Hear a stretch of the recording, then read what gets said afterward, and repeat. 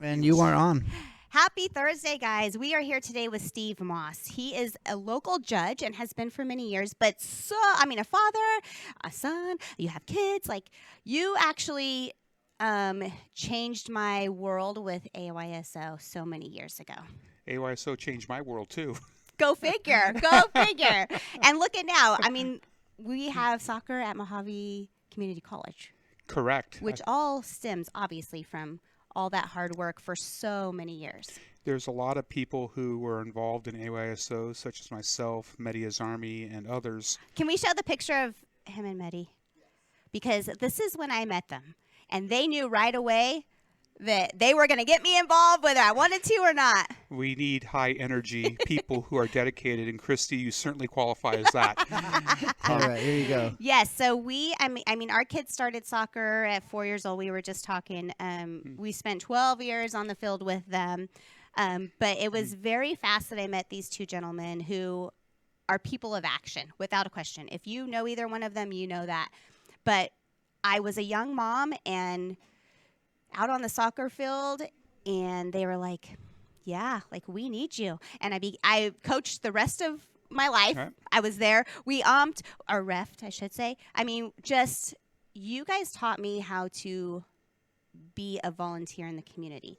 Not just by saying, Christy, you need to do this, but your actions, your family's actions.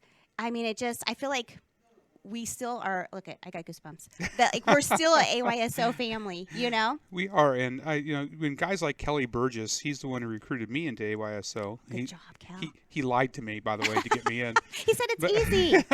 Yeah, he deceived me. But Kelly's actually the one who jump-started MCC college athletics. He went and had a meeting with the new president, Stacy Kleppenstein, and said, why don't we have this? And Stacy said, well, why don't we have this? And he tasked Kelly with getting guys together, and Kelly brought Medi and I in. And then we ran it from there, and we started MCC's Booster Club. They start playing college athletics, college soccer at MCC in August of 24. They're recruiting now. And once we reach a certain level of fundraising, if the Booster Club can reach $200,000 a year in fundraising, Stacy has said, can't guarantee more sports, but he'll take it to the board to ask for more sports because obviously the community supports it. Yes. And we're making good progress in that with the Booster Club. We've running, I think, 6 events so far this year. We have another 2 lined up, including the Chili Cook-Off in Lake Havasu. All 3 cities have been kicking in. Yeah, golf tournaments. Golf tournaments in both Kingman and in Bullhead. The Chili Cook-Off. Jeff, do you have the Chili Cook-Off? So that will be November 4th in Havasu. Correct. And the proceeds go to MCC Booster Club, which essentially means college athletics for our local kids, which I think is wonderful. Super exciting. And we often talk about the importance of keeping, our young leaders here in town. Yes. And so the more that Mohave Community College offers, whether you're Havasu, Kingman, or here, the more that we can encourage those kids to stay here and maybe spend a little less money, Yes. MCC is actually the least expensive of the community colleges to attend in the state of Arizona. Yeah. And I've seen for years how our smart, talented kids who like to play sports have left Mohave County to go to other community colleges like Prescott, Southern California, Maricopa County, to play sports and get their electrician's certificate or something like that. And they don't come back because they find a lady or a guy there and they stay. And this is if you want to think of college athletics as being a good things for our kids, that's great, but it's also good things for our economy because a larger percentage of our young people who are acquiring skills will stay, go to work, and maybe form their own businesses someday, and we won't have the brain drain that's occurring in Mohave County for the last many decades. We'll slow that, and maybe we'll keep some of our talent home. Yeah, and maybe get some of other areas' talent. Oh, yes, yes. I don't want to talk about piracy, but yes, I'm good with that. I'm just going to say it. I'm good with it if it helps and Mohave they're County. even starting the housing, which is super exciting and so important. Yes, there is housing being started at the community college for students. I think they're breaking ground or have broken ground on that. Yeah, we were there doing Community Spotlight, and they're like, oh, my gosh, this breaking ground is a little crazy. But it'll also attract students because part of their attraction for going to college is you get away from your family. Yes. And that's why I joined the Marines at 18 was to get away from my family.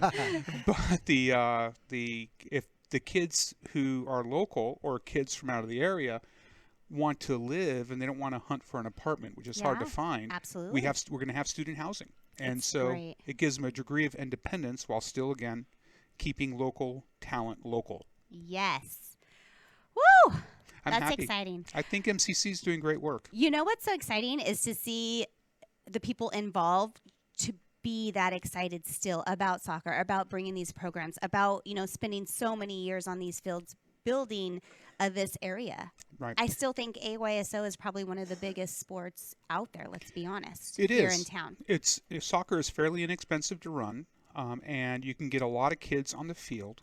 And I'm speaking as a judge now. We have too many kids who spend their times with video games for hours and hours and hours and hours every day. And I don't mind video games in moderation, Right. but kids really need to be out in the fresh air running. And soccer Yeah. allows them to do that. It allows them to develop teamwork. Any team sport allows that to happen.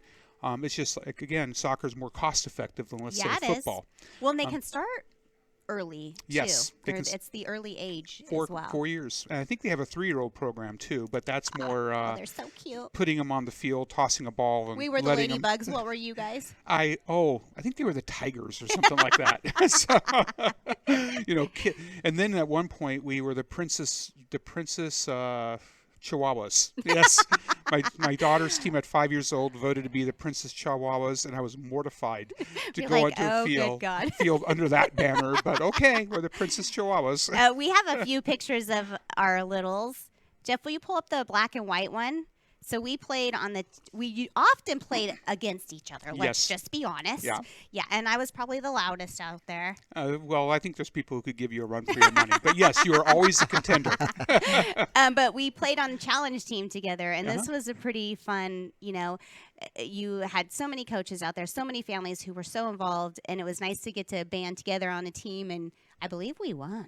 Where are you in that picture, Christy? We're not. Our littles are in there. So his daughter is on the front right, and then Alexis is, I don't know. I can't She's even middle see. back, I think. Oh, yeah. Yeah, so, Yep. yep. And then, and then let's see. There's a few more. Is there Adrian another one? Moran is in the very front laying Yes. down. Yeah. It's Look at us. gosh, it's those are So that's Steve in the hat. Yeah. That's how you would find him normally on the field. yes, if you stand Yeah. wearing a vaguely looking soccer uniform behind the line and look firm and scowl a lot, they assume you know what you're doing Yeah. even if you know absolutely nothing. You know that I had a lot of years making people assume I knew what funny. I was doing out there. That is so exciting. And then we have this one. Oh yes. Yes. So, Judge Weiss also, again, to see people out there, and there was many people who owned businesses, Yes. who were judges, who were policemen, who were firemen, who were, local business owners, just out there. Like you said, it was the moment when you got to take off, the dad hat, you got to take off the judge hat, and you just got to go and be out here with the kids and spend time with yours and change lives at the end of the day. It was wonderful. And if you saw in that picture, our team had the first place medals. The challenge teams traveled to Southern Probably California. beat me that day, did you? I don't know. I think so. No, I think your daughter was No, on that I think team. we were older. Yeah, it's. Oh, yeah. So it's. I think that is in. I want to say that's in Prescott, and we took first place there, just like we took first place frequently in Phoenix and Southern California. We had a lot of talent on that team. A lot of talent. Yeah. Well, and again, that really started from starting at 4. Uh-huh. And, having families that were dedicated. We're seeing it in football. We're seeing it in Right. baseball right now, where you see these travel ball teams. Like we were talking earlier, how, this town, you used to think, oh, if I play sport, I'm never going to college for it because I live in a small town. But that is not the case now. We get a lot of kids who get scholarship offers, both out of Mohave and River Valley High School, because of their athletic endeavors.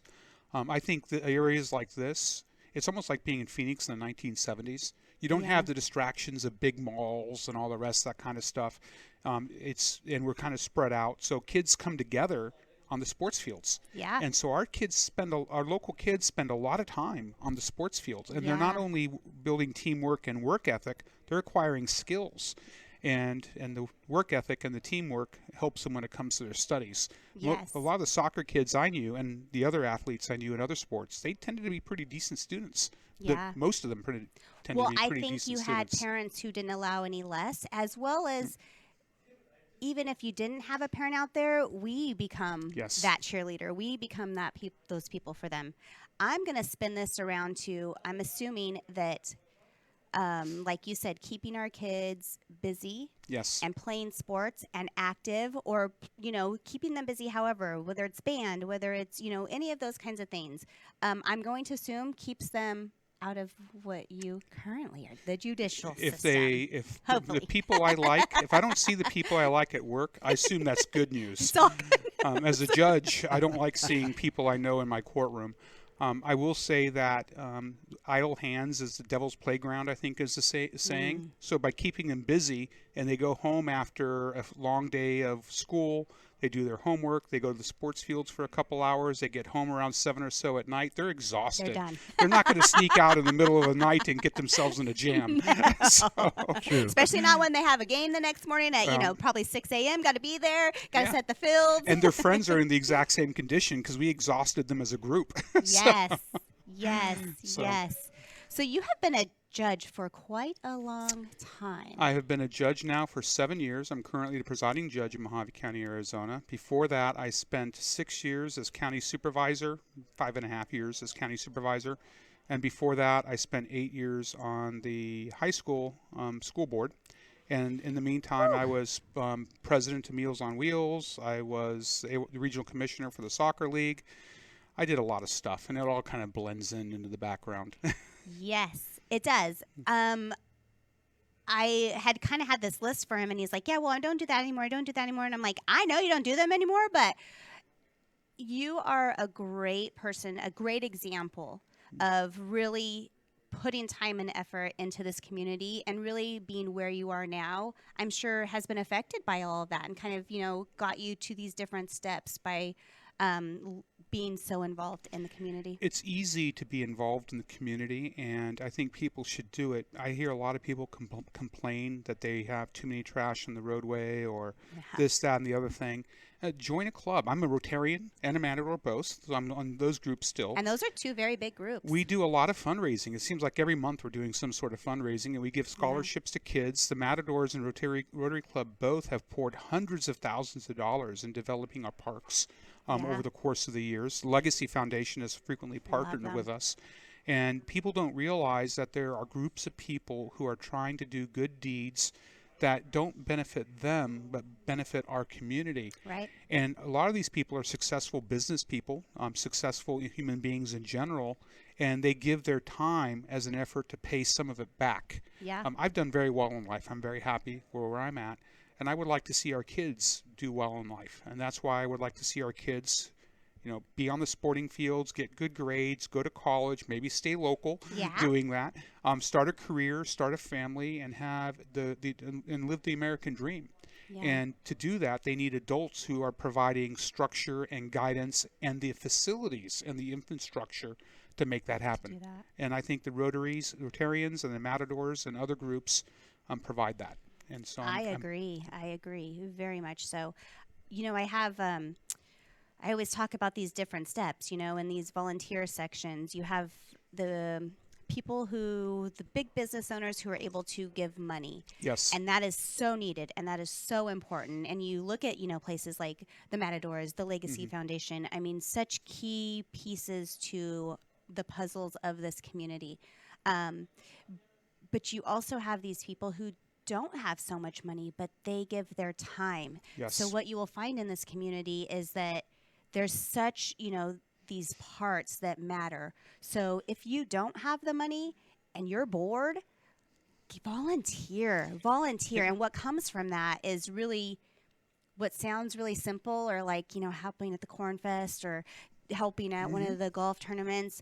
You get to see these people that lives are changed, and you get to spend time with people of action most of the time who are there, supporting these golf tournaments and supporting the chili cook-offs and supporting, the cornhole tournaments, because all of these groups are literally working so hard to put it back into the community. Absolutely. And sometimes people hear about volunteering and they're thinking it's back-breaking physical labor. It's not. No, yeah, We you're live in so the right. era of heavy equipment. Right. The backhoe will dig the hole. Yep. But we need bodies, whether it's to witness and vouch for holes on one during the Right. golf tournaments, or we Set need the T signs. plant T signs, or we need bodies to volunteer as coaches. And believe me, you don't need to do anything as a coach to teach U5 or U6. You just got to make No. sure that you constantly do nose counts and the kids don't wander away. You just don't want to lose them. Yeah, you're not going to teach a 6-year-old kid how to be Lionel Messi. So you don't need skills. It's actually, do you not find that you laugh more? I mean, that's the Yes. age group where you're just like, oh my gosh, did they just do that? I've had little boys kick the ball into their own net just because they wanted to score a goal. just fun. And to them, they saw no difference between a goal on their net and the other team's net. And it just, Do you remember us just running, just trying to catch them all? I remember my daughter, I forget who it was, but one of the other little girls on our team when they were very young, deciding to take a break, and they'd sit in the goal and they're picking daisies. Snack time. At that point, you just call a break. Yes, it's okay. Where's the juice boxes? But those are good times. Yeah. So It is. And you build such amazing, I mean, our relationship, our friendship started back then on those fields again. And, I feel like every time I see you guys, Miss Moss, like, hi, how are you? I mean, it's part of your family. It does, and it's really good for building community connections. I think COVID hurt this, made it even worse, but so many people isolate themselves. Yeah. They live on their computers, and unfortunately, they don't get out and smell the fresh air. Yeah. And volunteering, whether you're volunteering as a Rotarian, a soccer volunteer, a football volunteer, it doesn't matter. Volunteering gets you into the fresh air on grass for an hour or two a night, 3 or 4 days a week. And I think it helps. I think there's a lot of depressed people because they're not in the sunshine. Yeah. And so, or with, people, just the conversation. just the conversations Energy. about nonsensical things. Yeah. I can't remember how many conversations I had on the soccer fields about the coffee that we were drinking this morning. Who made this stuff? It's horrible. we gotta stop and get some before we come here. Yeah. So it's good. It's good for people to do that, and it brings the community together. Yeah. You may have noticed for your fundraising, because you're a Rotarian at Yes, the I Fort am. Mohave Club. I am. And when you get involved in these, the networking becomes very vast. Yeah. And so we have this problem. Well, I know a guy over here. He can help us with that problem. Listen, I got my fiance always says, like, how do you know that, people? Like, how do you know them? And I'm like, listen, I am telling you, between soccer fields, between high schools, between junior highs, like, you just build, football fields. I mean, it's just you build an empire Yes. of connections. Right. And that goes both ways. It does. And it's, people always want to live in Mayberry.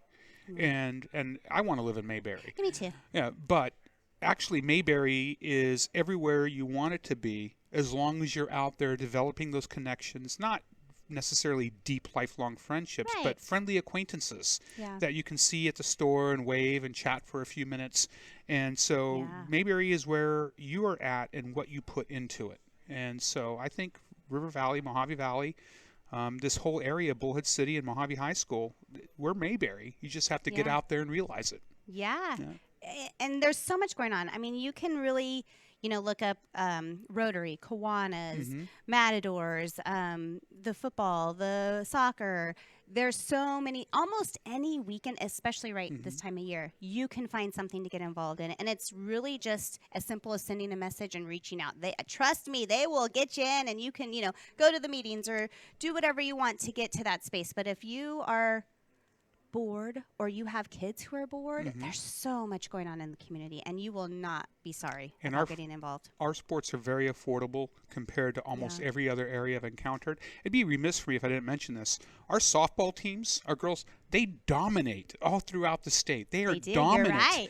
And I have to say that because otherwise Chairman Williams would never speak to me again, because his children are ace softball players. They're on the Hey, team, huh? That, the River Valley girls, they do not mess around. They do not. They do not. It's if you owe them money, they will collect. Yes. Nice. But, goes back to building it. He has Yes. been at it a very long time. He has children who I think 2 have went to college. Yes. Mhm. As well as probably 6 of his players, in the last few years. On scholarships. On scholarships, Yeah, yeah. It mhm. goes back to putting time and effort into students, into Yep. the programs, into the community. And again, the reward comes from home, but you get to see that throughout. Yes. And these athletes, they're not just good athletes, they're good students because, like you said earlier, the coach watches the grades. You want to make sure they Yeah. maintain their eligibility. So they're B and A students for the most part. Yeah, they are. If not, they're going to be in trouble. Yes, they're going to be in trouble. When Kelly Burgess was coaching the girls at Mohave High School, he had a rule that if you didn't have above a 3.7, you couldn't be a starter. And if you didn't man. if you didn't have at least a 3.0, Even if you were a senior? even if you're a senior, if you didn't have at least a 3.0, you couldn't play. So you rode the Listen, bench, you ain't messing around. and the kids raised their grades because everyone wants to be a starter. Absolutely. Absolutely.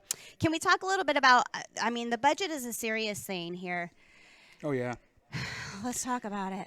the Mohave County budget. We're talking about the Mohave County, the county budget, not the fire boards, school boards, or city budgets. The There's county a lot of budget. budgets. Yeah, the general fund is $18 million in the hole, Eesh. and that happened for a lot of reasons. When it comes to bidding the various government contracts, I think there's been roughly a 30% increase or so over the last 2 or 3 years. And that obviously, the inflation obviously enacted a toll. Also, when it comes to the needs of the county, pay is increasing. I think Yeah. fast food is $15 an hour, something along those lines. And so to keep crazy. pace, they've had to do pay increases so they can keep their positions filled, and that played a role. Another role is the county, and I think it's been good with the last 10 or so years. They've been steadily cutting property taxes because they're very conservative. Well, there comes a point where you cross a line, and they crossed the line a little bit on that, and so they got them a little bit of a hole that way. They covered up the gap for a few years because they had some federal monies that were being handed out, but that kind of just papered over the problem for a couple years. Normally does, Yes, right? and then now the chickens have come home to roost, and so the county board of supervisors has to figure out a way to cover an $18 million deficit. They've held a series of meetings over the last several months to do that, very informative meetings. And what I learned, I'm the presiding judge, so obviously I'm talking with my judge rose-tinted glasses on now, is that the Mohave County Judiciary has been cutting and cutting and cutting for over 2 decades.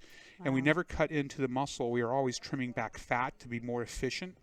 And the end result of that is we have the most efficient, most productive Superior Court in the state of Arizona. Wow. For a small county like this, I think a month ago we were at 80 jury trials that we've conducted. That's unheard of for a county our size. Really? Oh, yeah. And the number of cases our judges process, the number of cases our clerks process, on a dollar per dollar basis, we are the cheapest in the state of Arizona. We are just really good at what we do. And the problem becomes now is, okay, we have a deficit, which is the result of, let's call it reasons beyond everyone's control. And how do we pay for that? Well, the first impulse is, of course, cuts. And we as a court said we don't have anything to cut. We've even offered to the County Board of Supervisors to, if you want to hire consultants and send them in to review our operations and have them report to you, we'll open everything up. You can come in and observe we us. just know that we're where we We can know- be. Well, as I told them, I'm reasonably sure that they're going to go back to you and they're going to have to tell you have to give the courts more money. Give them a raise. Well, the sheriff's department's the same way. The sheriff has been cut and cut and cut. We are the 5th largest county geographically in the state of Arizona. On the county level, we're the 3rd least taxed, so we're at the opposite ends of the spectrum, and that creates a lot of tension. If you also look at, I think the sheriff's deputies, I forget the exact number, but they don't have enough deputies to cover the entire county. Scary. And that creates slow response times because deputies are traveling an hour from point A to point B to respond to something because Sheriff Schuster has dozens of empty positions, both at the detention center and the deputy level. The same thing with the county attorney, the same thing with the public defender's office. They're all shorthanded, and our case filings are rising. I saw a report yesterday that said we have 950 more felony cases for fiscal year 2023 than we did in 2022. And so, because populations are rising. I was going to say, we have true. so many people have moved in this way. Yes, population is rising. The U.S. Census Bureau says that Mohave County will cross 250,000 in population by 2030.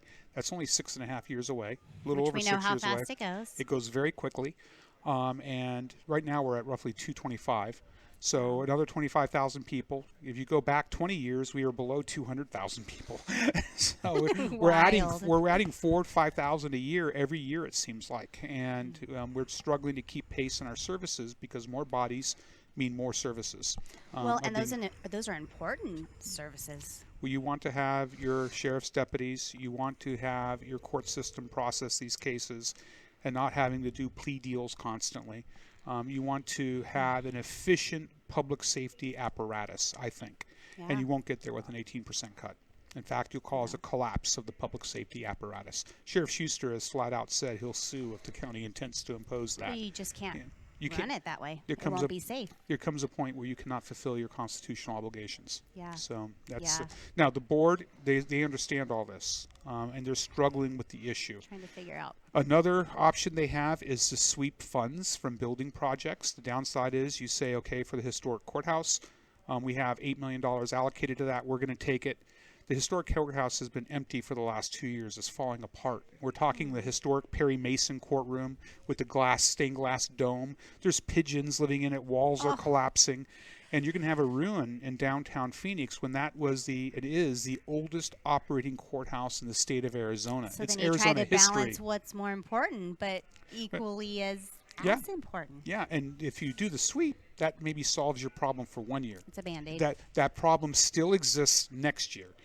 Yeah. And so, and by the way, if you wait to fix the historic courthouse or fix some other buildings that they have going on, you're just making the cost of that fix more expensive because the damage is becoming more extensive.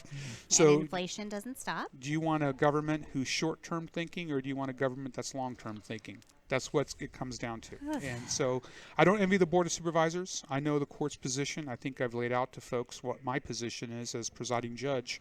And I don't envy the Board of Supervisors. They have a tough thing in front of them right now. Yeah. So. Oof. I didn't mean to depress you. I know. We were so happy. Let's get back on track, guys. Let's get back on track. We were talking about kids and sports and economic activity, and now we're talking. Now Steve just threw a wet blanket on the party. No, to be honest with you, you know me. Like, I'm a live in Christie's world type of person, so I don't really. Normally, I told Shane, hey, you're getting off easy because I love Steve and I want to interview Steve. But normally I would have you do this interview because this is, being a judge, he is way out of my league of conversation. That's not true. No. And he was like, oh, you're going to be fine. I'm like, yeah, because I love him and we have this whole, he's part of my family, just so you know. But I'm only a judge Monday through Friday, 8 to 5. And that's only where I'm wearing a black dress in the courtroom. And I hope to never see you there. Yeah. Other than that, I'm Steve. If I'm not wearing a black dress, my name is Steve. Just leave it at that. When you see him at Walmart, it's just Steve, okay? It's just Steve. We did talk about the fact we can't walk through a Walmart without seeing the kids we coached. And some of the kids we coached are now yelling coach, and you're seeing them with their own little kids of their own. It's like, oh, wow, I'm getting old. I'm getting old. Let's talk a little bit about your kids. They're doing amazing. This is exciting. They've went through these school districts. Yes, they went to River Valley High School. They've done amazingly well. My daughter Mallory's a 4.0 student at ASU's Honors College. Congratulations. She's a senior. She's applying for graduate schools now. She's also applying for the Fulbright Scholarship.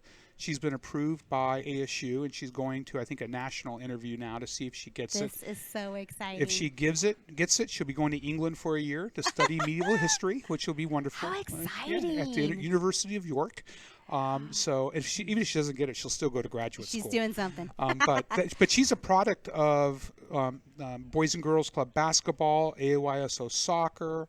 She played Little League with William for a few years, and so it's this town. Yes, in this town. In this town, she was born in this town, and she got 1490 on her SATs and 34 on her ACTs, and and people say, well, we don't have a lot of educational opportunities. I says, no, we do. Yeah. You just have to have the parents who say, okay, what's the homework that needs to be done today? Yeah. Get it done, and then we're going to the sports fields. Yeah, those conversations, I always say, we talked about this earlier, I still have people call me like, which school should I put my kid in, blah, blah, blah, blah. And I always say, you should put your kid in the school that works best for your family.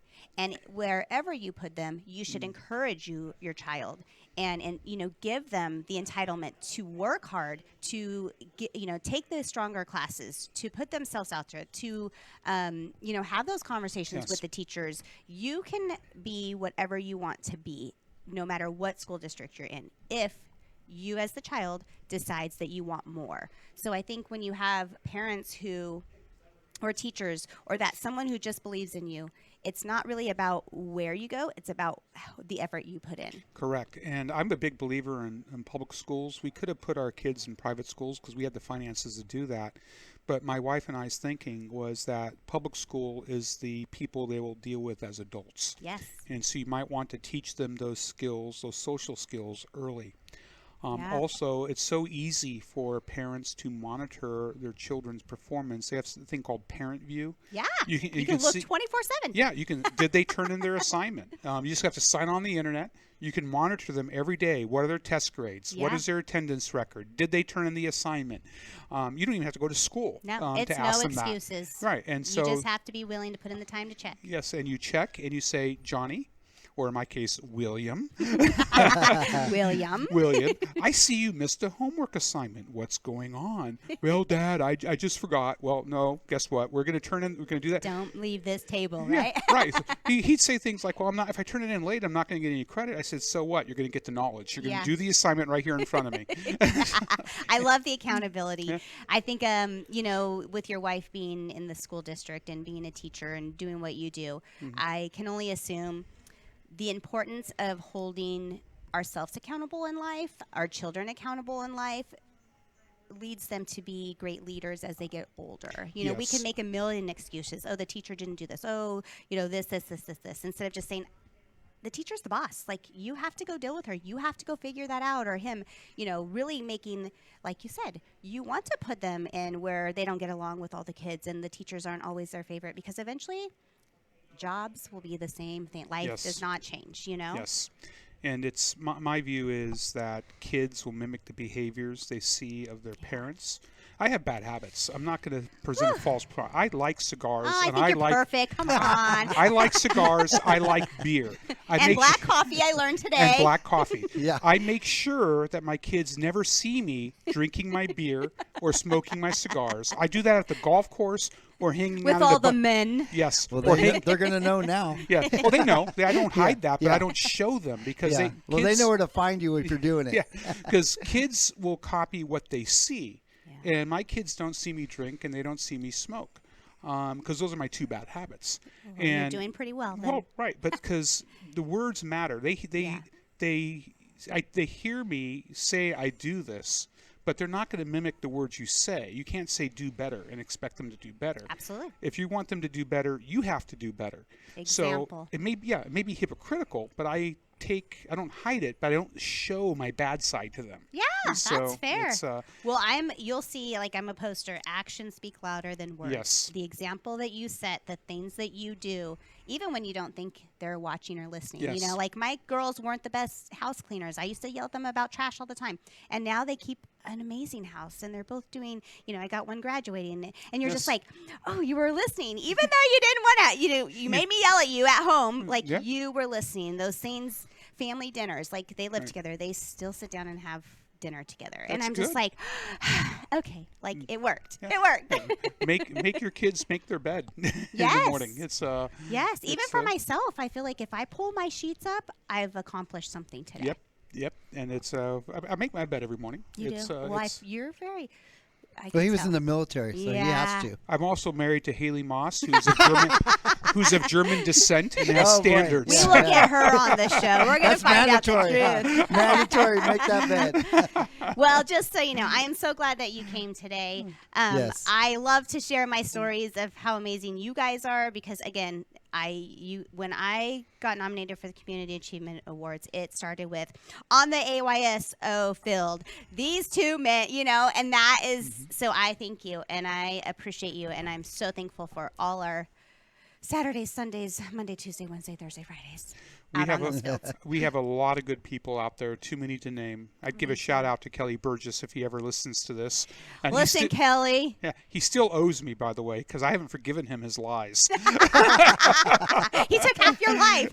But thank you so much for coming. Thank you for all you do for the community. I appreciate you. Your family is amazing, and congratulations on the kids' success. That means that we're successful, Yes, right? yes, and likewise, Christy, thank you for everything you do. You're out there every single day, not just on the sports, but the school, the Rotary Club, all the rest of it. You are doing your bit to try to make the world just a little bit of a better place. I had great tries. examples. Thank you. So thank you. Hey guys, shop local, support local. Do not go see Judge. Okay. Yeah, don't visit me. I'll be unhappy if you come to see me. Just on the sport fields. That's Make it. good choices and have a great day. Bye, Thank you. everybody. Thanks, Steve. Bye. Thank you.